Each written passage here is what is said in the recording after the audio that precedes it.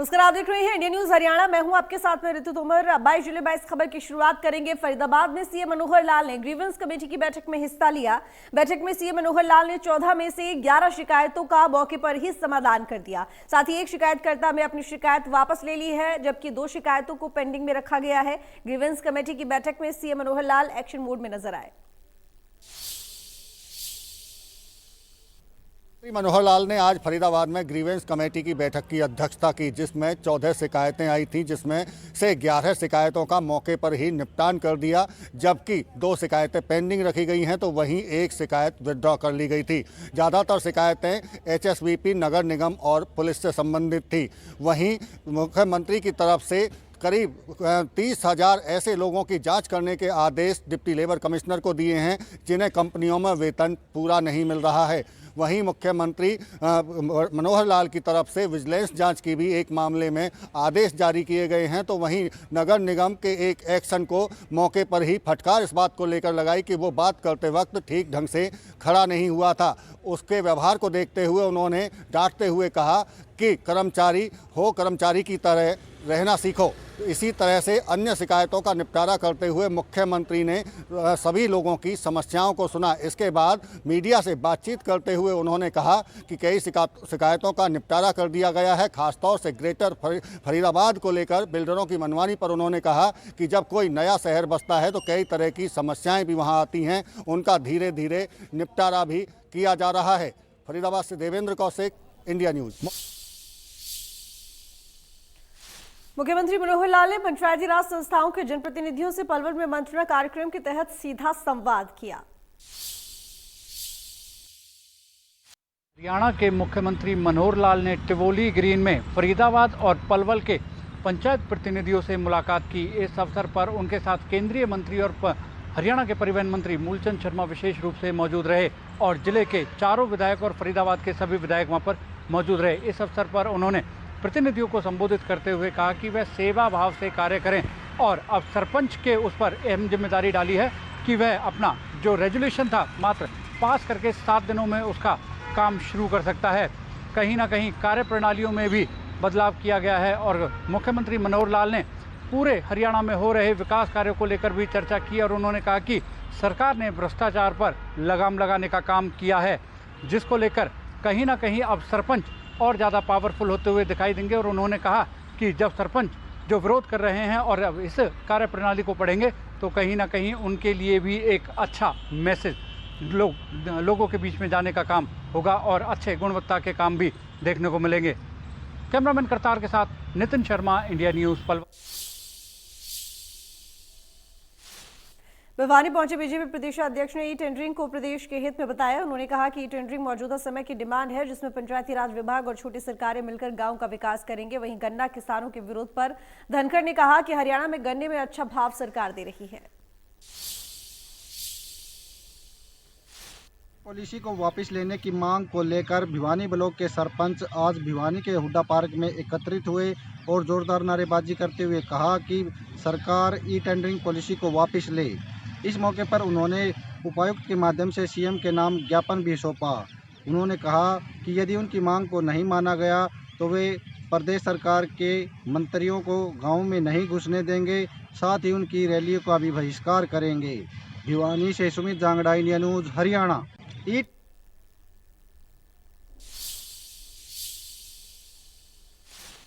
अंबाला में पुलिस के हाथ बड़ी कामयाबी लगी है। पुलिस ने अवैध हथियारों सहित 2 गैंगस्टर्स को गिरफ्तार कर लिया है। पुलिस ने आरोपियों से 2 देसी कट्टे और 5 कंट्री मेड पिस्टल और 5 जिंदा राउंड बरामद किए हैं और पकड़े गए गैंगस्टर बंधन शर्मा को अमन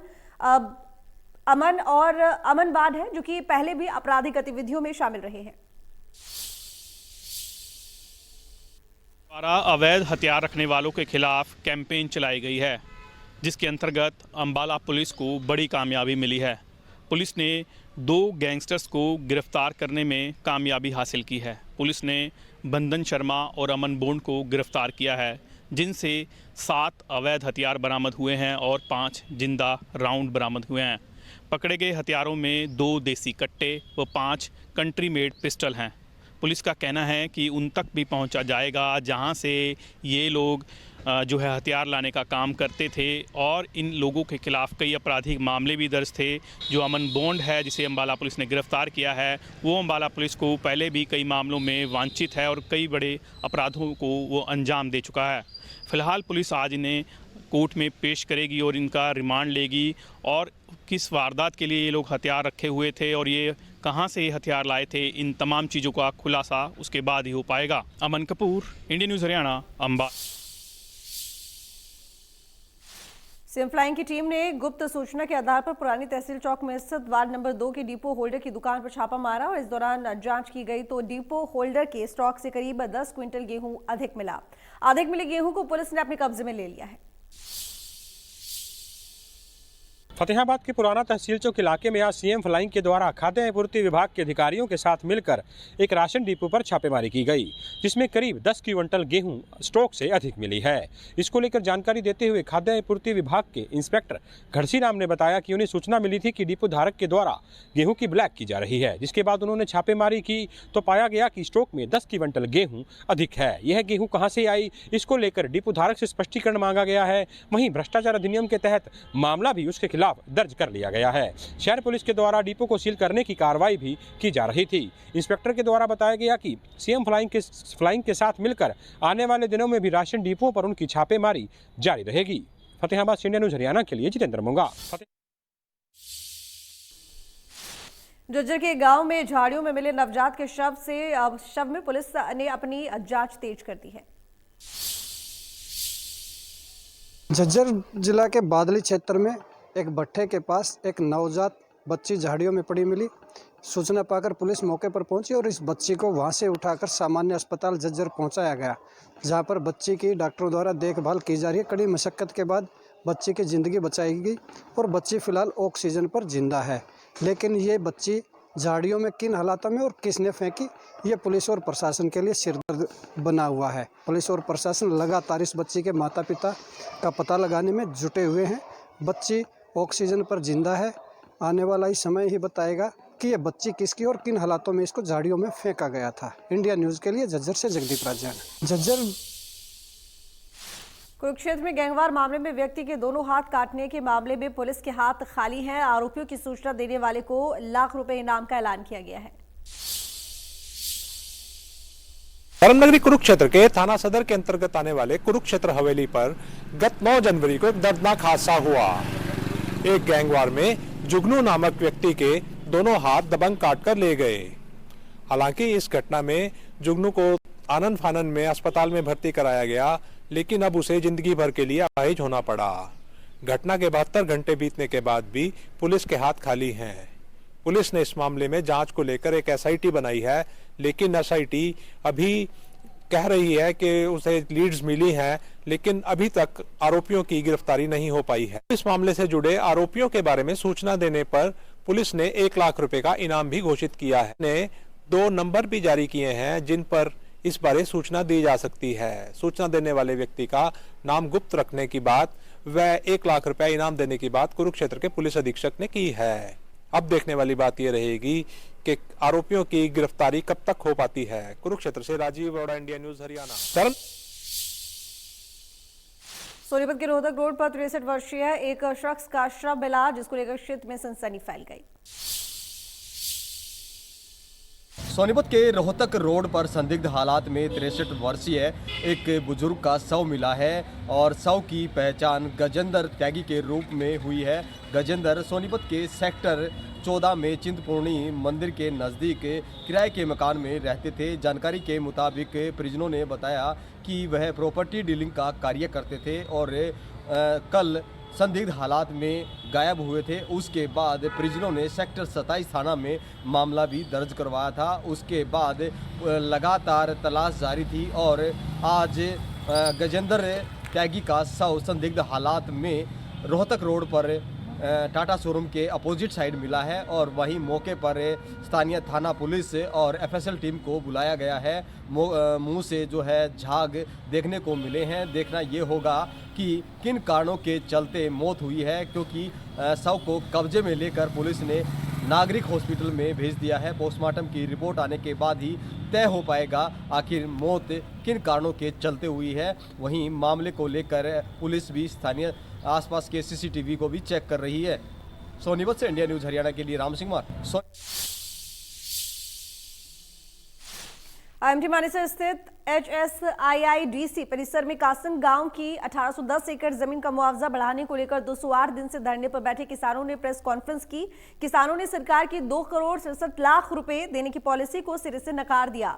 किसानों ने 11 करोड़ रुपए मुआवजा देने की मांग की है।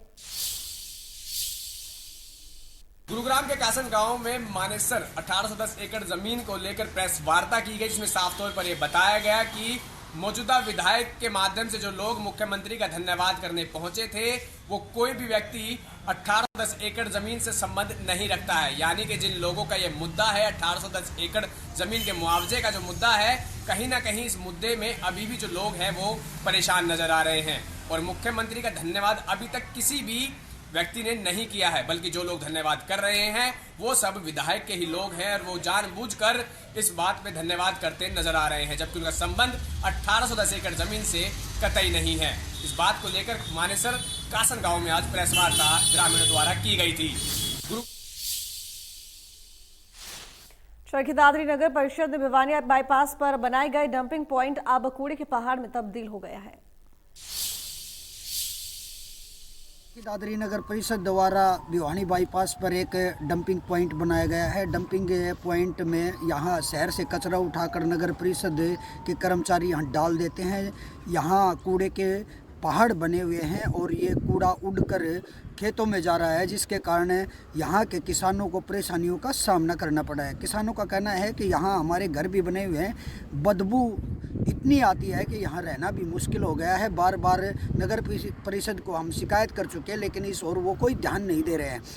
नगर परिषद के कर्मचारी यहाँ कूड़ा तो डाल देते हैं, लेकिन उठान नहीं कर पा रहे हैं। निस्तारण के लिए जो यहाँ मशीन लगाई गई थी वो भी उठा दी गई है। कर्मचारियों का कहना है कि ये मशीन उठाकर यमुनानगर गई है, अगली बार टेंडर होगा तभी ये मशीन आएगी। इस तरह अगर ये पहाड़ बनते रहे तो कैसे काम चल पाएगा। चरखी दादरी से इंडिया न्यूज़ के लिए सुरेंद्र शेख। रेवाड़ी में तेज रफ्तार बस का कहर देखने को मिला, जब कॉलेज जाने के लिए अपने किसी परिचित का सड़क किनारे इंतजार कर रहे 2 सगे भाइयों को एक स्कूल बस ने यू टर्न लेते वक्त रौंद दिया। हादसे में एक भाई की मौके पर मौत हो गई और दूसरा भाई गंभीर रूप से घायल हो गया। रोहतक नेशनल हाईवे संख्या पर वीरवार को एक दर्दनाक हादसा हो गया। हादसे में एक छात्र की दर्दनाक मौत हो गई। रेवाड़ी के रामगढ़ भगवानपुर निवासी 2 भाई सक्षम व वंश पॉलिटेक्निक जाने के लिए घर से निकले थे, लेकिन जैसे ही पटौदी फ्लाईओवर के पास पहुंचे एक निजी बस ने उनको कुचल दिया, जिसमें 18 वर्षीय सक्षम की मौके पर ही दर्दनाक मौत हो गई, जबकि वंश गंभीर रूप से घायल अस्पताल में उपचाराधीन है।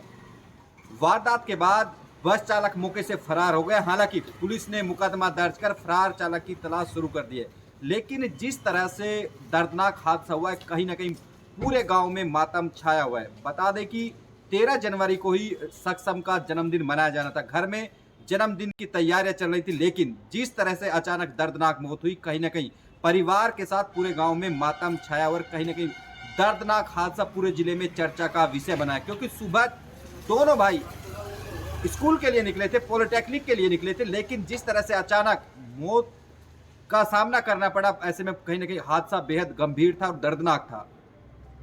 पुलिस की ओर से मुकदमा दर्ज कर लिया गया है और आरोपी की तलाश की जा रही है। ऐसे में अब देखना होगा कि आखिर जो स्कूल बस थी उसकी गलती क्या थी और आखिर पुलिस उसको कब तक पकड़ पाती है, ये भी देखने वाली बात होगी। रेवाड़ी से अमित विश्वकर्मा, इंडिया न्यूज हरियाणा। रेवाड़ी रोहतक।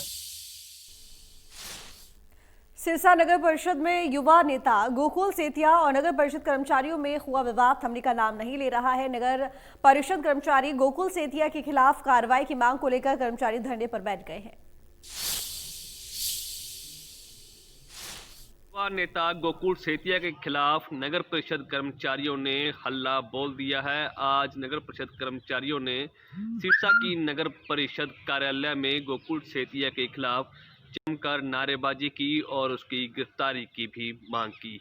आपको बता दें कि कल देर शाम युवा नेता गोकुल सेतिया ने नगर परिषद के एक कर्मचारी पर रिश्वत लेने का आरोप लगाया था, जिसके बाद कल देर शाम तक नगर परिषद कार्यालय में जमकर हाई वोल्टेज ड्रामा देखने को मिला। हालांकि पुलिस ने मौके पर पहुंचकर स्थिति पर काबू किया और पुलिस ने अब जो जानकारी मिल रही है कि शहर थाना में युवा नेता गोकुल सेतिया के खिलाफ विभिन्न धाराओं के तहत मामला दर्ज कर लिया गया है। फिलहाल पुलिस मामले की तफ्तीश में जुट चुकी है, लेकिन कर्मचारियों का कहना है कि गोकुल सेतिया की गिरफ्तारी जल्द से जल्द की जाए। साफ तौर पर कर्मचारियों ने पुलिस प्रशासन को चेतावनी दी है कि अगर समय रहते गोकुल सेतिया की गिरफ्तारी नहीं हुई तो वे बड़ा आंदोलन करने को मजबूर हो जाएंगे। वहीं सिरसा के डीएसपी साधुराम का कहना है कि अभी फिलहाल मामले की जांच की जा रही है। नगर परिषद